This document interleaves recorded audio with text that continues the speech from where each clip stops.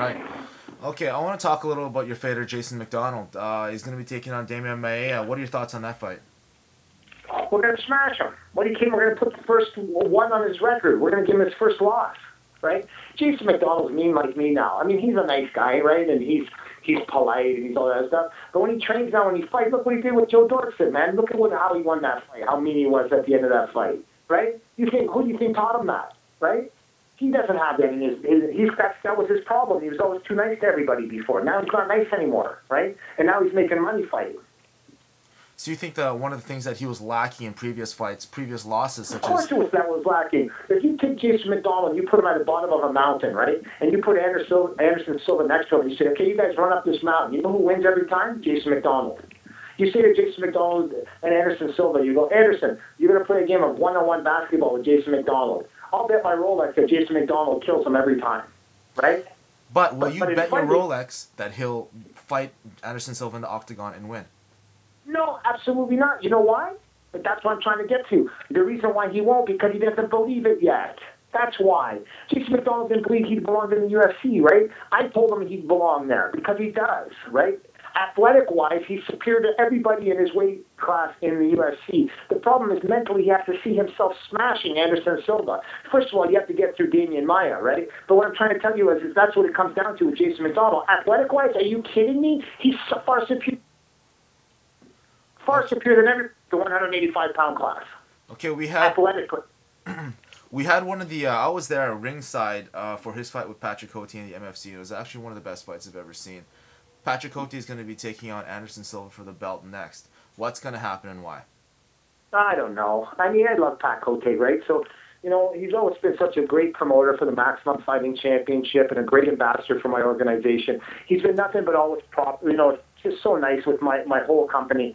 And the thing is that I just don't see the matchup as good. You know, like on the ground-wise, he would be in trouble. In the clinch-wise, he'd be in trouble. Stand-up-wise, you know, it's 50-50. But it's like, I just don't, you know, I think Anderson Silva, just everybody's put it in their head that he is, you know, he's Gandhi and no one's going to beat him, right? And I just don't believe that, right? I don't. Like, I mean, I know he's awesome and I have great respect for him, but I just don't see it that way, you know?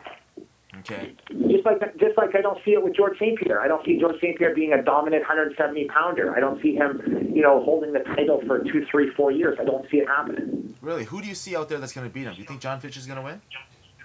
I don't think John Fitch is going to win, but John Fitch isn't going to look bad against him, right? I'm telling you right now, if you can give Brian Ford another year, I'm telling you right now, the meanness of him at 170 is insane, right? Because he's a guy that doesn't care about George St. Pierre. He doesn't care. He doesn't want to meet George St. Pierre. He doesn't want to take pictures with George St. Pierre. He wants to fight George St. Pierre, right? Those are the guys you got to worry about. Diego Alves, you got to worry about guys like him, you know? They're not fans of George St. Pierre. They want to smash him in the mouth, right? So those are the guys you got to be concerned about coming up the ladder. So you think in 1 year that Ryan Ford is going to be able to compete with George St. Pierre? 100% he's going to be able to compete with him.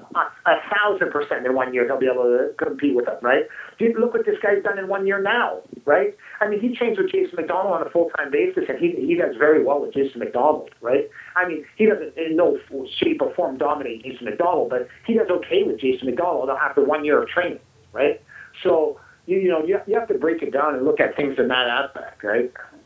And he's mean, too. Ford is mean. I didn't have to get in his head like I had to get in Jason McDonald's head. Ryan Ford was born that way. Okay.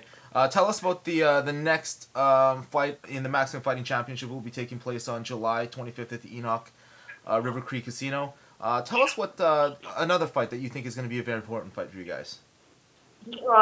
There's so many great fights on the card. I signed Jason Maxwell to a multi-fight deal. He knocked out Jens Pulver. He stretchered Jens Pulver before. He's from Texas. He's coming here to fight Donald Sanchez, who I'm a huge fan of.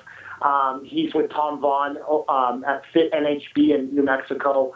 Ron Faircloth fought in the UFC before. He's fighting on the show against Levi Avera, who is just a great fighter.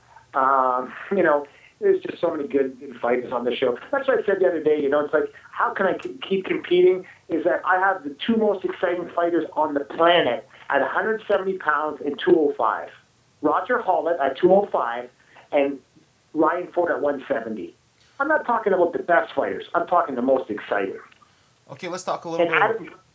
I'm sorry. Go and ahead. Adam Braywood at heavyweight when he fights. Those are the three guys right there that at any day you could put them in the ring, and they're the most exciting guys to watch. Adam Braid was actually had a great debut. Let's talk a little bit about Roger Hollett for a second. Roger Hollett obviously Coming back in September. Coming back in September. He had a big knee injury. Is that right? Yeah, that's how he lost his only fight he lost. He hurt his knee in the fight, and he lost the fight, right? So, I mean, that's the only way a guy like him is going to lose a fight. I mean, he's so exciting to watch because he's such a devastating puncher. So who's he going to come and face in September? Yeah, I'm trying to work on a deal right now with him and David Heath to fight for each other against each other at 205 for the title. So I'm working on signing David Heath right now and have Roger Hollett fight him. Okay, so coming off the big injury, you're going to throw him in against a tough guy like David Heath? He's thrown in. What is this? Daycare? What am I going to put him with? You know, there's no soup cans on my show. You know, this is an organization that doesn't put people on their show with losing records. And if you're not a full-time fighter, this is the wrong place for you to come because you're going to get hurt. All right, I got to wrap up the interview. Any final thoughts from Mark Pavelich? Yeah, I'm just pay attention, everybody. Don't listen to everything you read.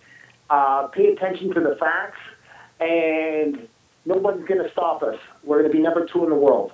Isn't that crappy to say? I'd like to say we'll be number 1 in the world. We'll be number 1 in Canada. We're already number 1 in Canada. We'll be number 2 in the world.